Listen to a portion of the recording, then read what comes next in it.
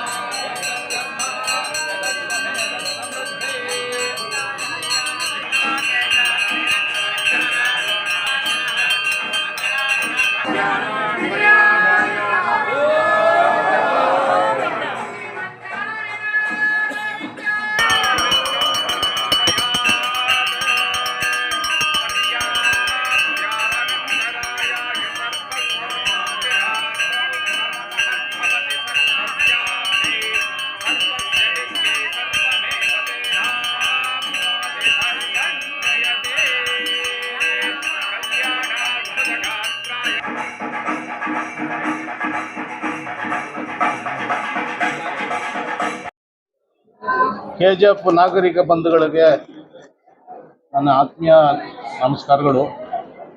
ಅದೇ ರೀತಿಯಲ್ಲಿ ಮಾಧ್ಯಮ ಮಿತ್ರರುಗಳು ಕೂಡ ನಮ್ಮ ಮಲಯಾಳಿ ಉತ್ಸವ ಕಮಿಟಿ ಸಹಕಾರದಿಂದ ಅವರಿಗೆ ಧನ್ಯವಾದಗಳನ್ನು ಹೇಳ್ತಾ, ಇವತ್ತು ಹಂಸವಾಹನ ಉತ್ಸವ ನಿರಂತರವಾಗಿ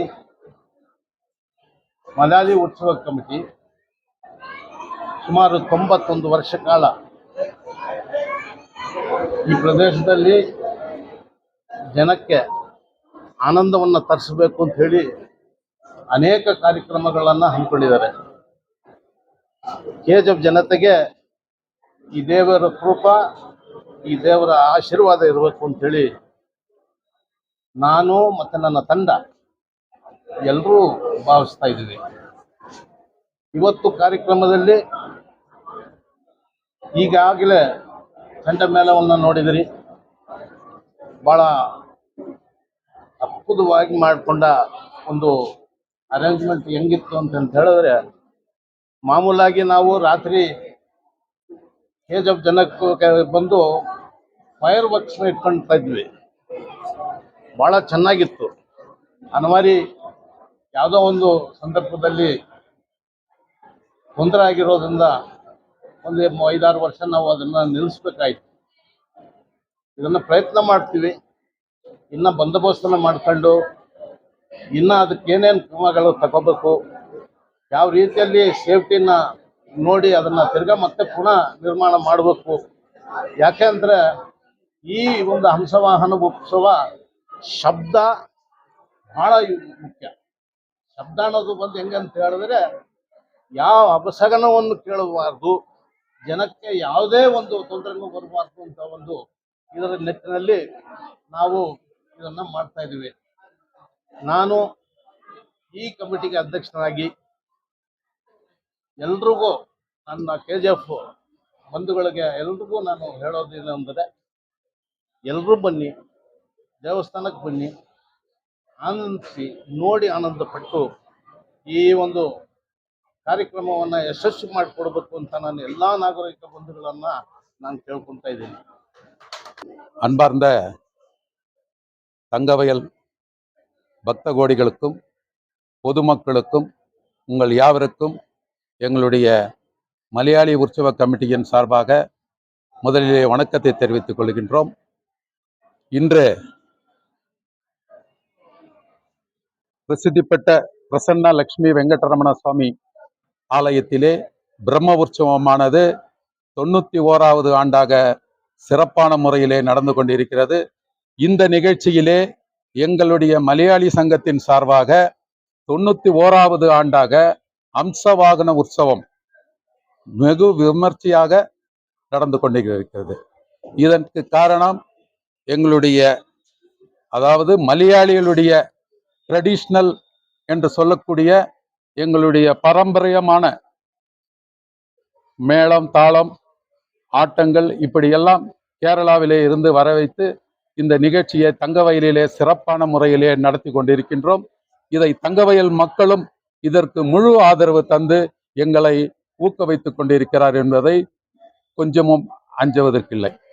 இன்று பிரம்ம உற்சவமானது காலை 6:30 மணிக்கு மூலவருக்கு அபிஷேகம் சிறப்பான முறையிலே நடந்தது.